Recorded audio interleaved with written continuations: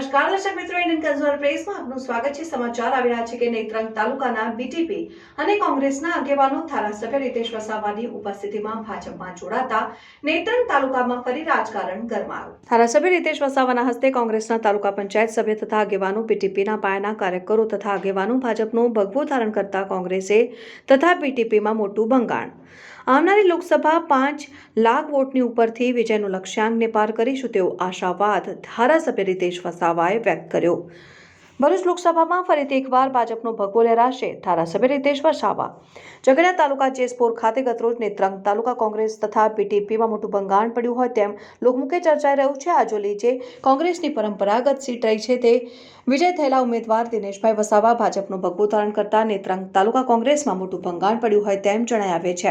ઉપરોક્ત માહિતી મુજબ બીટીપીના વરિષ્ઠ વાંકોલ પંચાયતના માજી સરપંચ હરેશભાઈ વસાવા તથા ગામના સરપંચો, અન્ય અસનાવી ગામના સરપંચ ભોલાભાઈ વસાવાનો દીકરો રામુભાઈ વસાવા પોતાના સમર્થકો સાથે કાંટીપાડા ગ્રામ પંચાયતના માજી સરપંચ વિશ્રામભાઈ જે વર્ષોથી કોંગ્રેસ ખાતે તનતોડ મહેનત કરી રહ્યા છે, જે ગતરોજ ભાજપમાં પોતાના સમર્થકો સાથે જોડાતા અનેક તર્ક વિતર્કો સેવાઈ રહ્યા છે તથા અન્ય ખાંખરિયા ગામના આગેવાનો અને અન્ય ગામના આગેવાનો ઝઘડિયા વિધાનસભા ધારાસભ્ય શ્રી રીતેશ વસાવાના હસ્તે ભાજપનો ખેસ ધારણ કર્યો, ભાજપમાં પ્રવેશ કર્યો।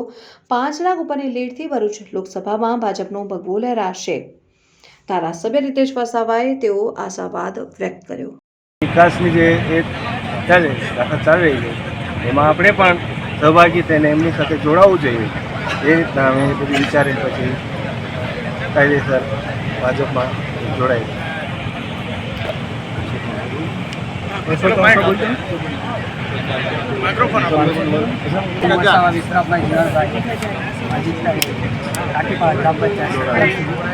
અમે આ ભાજપ સરકારની કાર્યપદ્ધતિ અને કાર્યથી પ્રભાવિત અને અમારા માનનીય ધારાસભ્યશ્રીના વડપણ હેઠળના કામો જોઈને અને એમને અમે પહેલેથી ઓળખીએ છીએ એમની જે કાર્યપ્રણાલી છે અને એ કામોથી પ્રભાવિત થઈને અમારા ગામના વિકાસ માટે, સમાજના વિકાસ માટે અને જે કામો ચાલી રહ્યા છે તેનાથી પ્રભાવિત થઈને અમે આજરોજ ધારાસભ્યશ્રીના અધ્યક્ષપાળા હેઠળ અમે આજ ભાજપનો ખેસ ધારણ કરીએ છીએ અને અમારા જે આગેવાનો છે, અમારી સાથે જોડાયેલા ગ્રામજનો છે, અમારી સંગઠન છે, તે તમામ અમે વિધિવત રીતે ભાજપમાં જોડાઈએ છીએ।